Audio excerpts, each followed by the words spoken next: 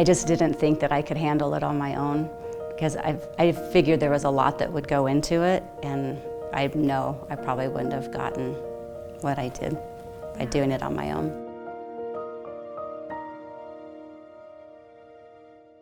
In April of this year, I attended a Girl and a Gun national conference. And a Girl and a Gun is a women's shooting league, so it was a weekend of training exercises, and they have a variety of classes. They also have a vendor fair, and one of the vendors that I had seen there many people were using was to get personalized ear protection. So they put in ear molds, and what they do is they put in a foam dam to stop the silicone, and then there's a string attached, and when he went to pull out after had set up, he pulled out the left one, and it was uncomfortable, it was fine, but then when he went to pull out the right one, it was very painful. So something wasn't right.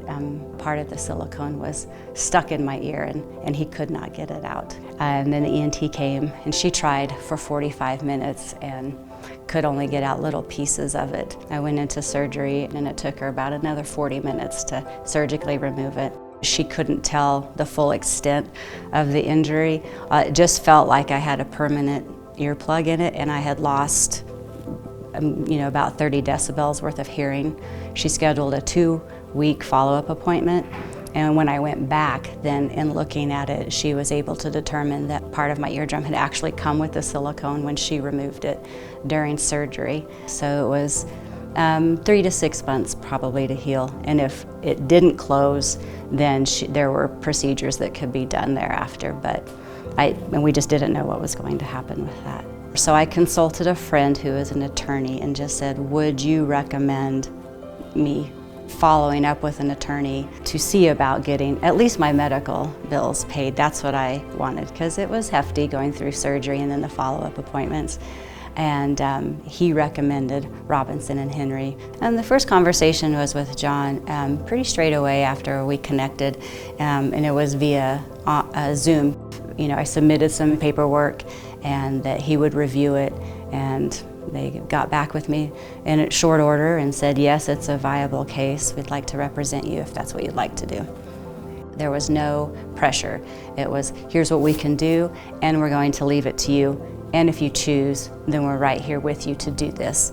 The process was made very clear. This is how it usually goes. This is what we think will happen, and there's no guarantee. I didn't even have any second thoughts or any doubts of like, oh, am I in good hands or not? It was just really a very seamless process. They were kind, they were very compassionate about it.